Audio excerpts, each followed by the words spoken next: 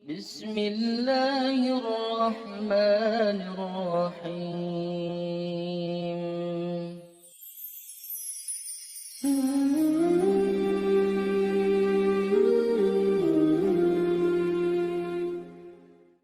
Bismillahirrahmanirrahim. Assalamualaikum warahmatullahi wabarakatuh.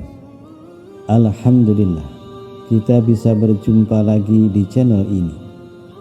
Salawat dan salam selalu tercurahkan kepada junjungan kita Nabi besar Muhammad sallallahu alaihi wasallam.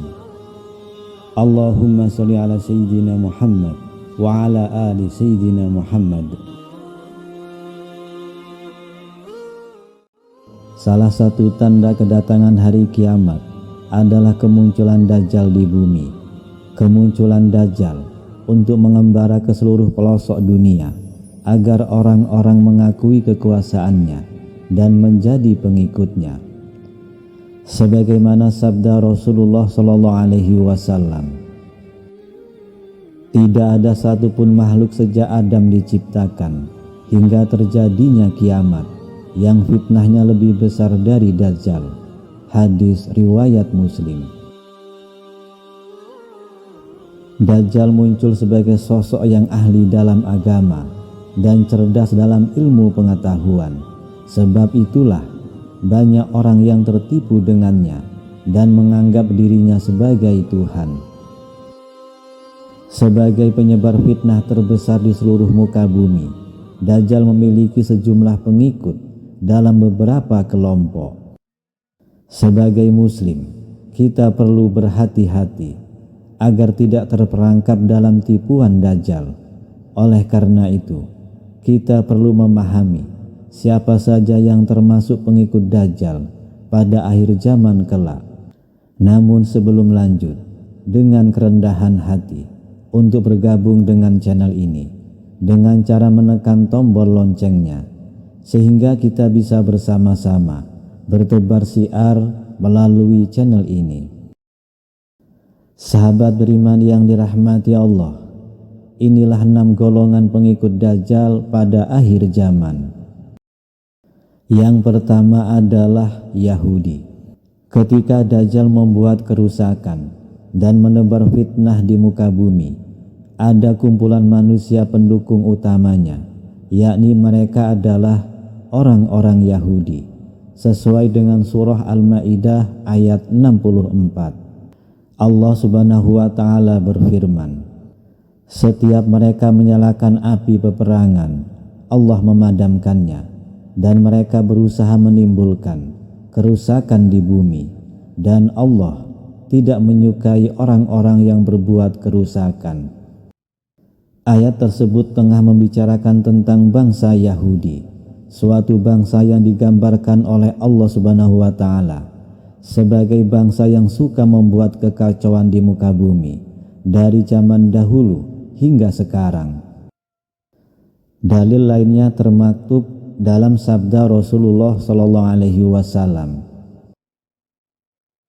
Yang mengikuti Dajjal adalah orang Yahudi dari Asbahan, Iran, dan jumlahnya ada 70.000 orang, dan mereka memakai khilsan yang menutup pundak dan badan. Hadis riwayat Muslim.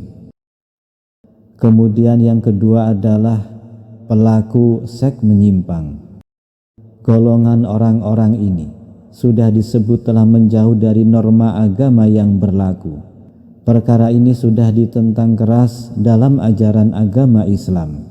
Bahkan dari Abdullah bin Muhammad bin Aqil dan mendengar Jabir radhiyallahu anhu berkata bahwa Rasulullah SAW bersabda, sesungguhnya perkara yang paling aku takuti pada umatku adalah munculnya perilaku kaum Lut. Hadis riwayat Tirmizi. Lalu yang ketiga adalah setan dan jin. Kedua makhluk ini tentunya dengan senang hati menjadi pengikut Dajjal. Mereka akan mencoba membantu Dajjal dalam menghasut manusia dan menghancurkan muka bumi ini. Kemudian yang keempat adalah pelaku perbuatan tercela. Umat Nabi Muhammad SAW yang kerap melakukan perbuatan tercela disebut akan menjadi kelompok orang yang mudah menjadi pengikut Dajjal. Mereka ini adalah orang yang suka bermaksiat, tidak mau berpuasa, mengabaikan panggilan azan, meninggalkan sholat, dan pemakan harta riba. Yang kelima adalah wanita akhir zaman.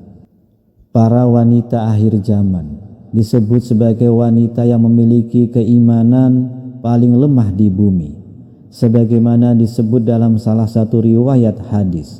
Dinukil dari hadis Ibnu Umar, Rasulullah SAW bersabda, Dajjal akan turun ke Mirqonah, nama sebuah lembah, dan mayoritas pengikutnya adalah kaum wanita, sampai-sampai ada seorang yang pergi ke istrinya, ibunya, putrinya, dan saudarinya, dan bibinya, kemudian mengikatnya karena khawatir keluar menuju Dajjal. Hadis riwayat Ahmad. Bahkan diceritakan pula orang-orang akhir zaman mengikat wanita di keluarganya pada tiang agar tidak mudah pergi menjadi pengikut Dajjal. Kemudian yang keenam adalah kelompok Khawarij. Sahabat beriman yang dirahmati Allah, kaum Khawarij dicirikan sebagai kelompok yang mudah mengkafirkan orang lain karena tidak segolongan dengan mereka. Dikutip dari buku Membongkar Ciri Kaum Munafik, Tafsir Surah Al-Jumu'ah dan Al-Munafikun, karya Syed Ali, Syekh Nasir Makarim Siraji, Syekh Jafar Subhani. Kaum Khawarij memang memiliki penilaian sendiri pada Al-Quran. Kaum Khawarij menjadikan ayat Al-Quran, keputusan menetapkan sesuatu hanyalah hak Allah Subhanahu wa Ta'ala, sebagai slogan. Mereka menafsirkan dengan pendapatnya sendiri, kemudian memerangi Ali bin Abi Thalib karena dinilai berseberangan dengan Al-Quran. Kisah kaum Khawarij ini juga disebut kemunculannya pada akhir zaman dalam riwayat hadis sebagai berikut. Akan keluar di akhir zaman sekelompok kaum yang pengalamannya kurang, pemahaman agamanya sedikit, akalnya bodoh. Mereka mendengung-dengungkan ucapan terbaik yang ada di muka bumi ini. Mereka membaca Al-Quran namun tidak melewati tenggorokannya. Mereka melesat dari agama sebagaimana anak panah melesat dari hewan sasaran. Jika kalian menjumpai mereka, bunuhlah mereka, karena membunuh mereka ada pahalanya di sisi Allah bagi yang berhasil membunuh mereka. Hadis riwayat Bukhari. Na'udzubillah min dzalik. Semoga kita semua bukan termasuk dalam golongan pengikut Dajjal. Amin ya rabbal alamin. Wallahu a'lam bishawab. Demikian yang bisa saya bagikan. Semoga bisa bermanfaat untuk kita semua. Assalamualaikum warahmatullahi wabarakatuh.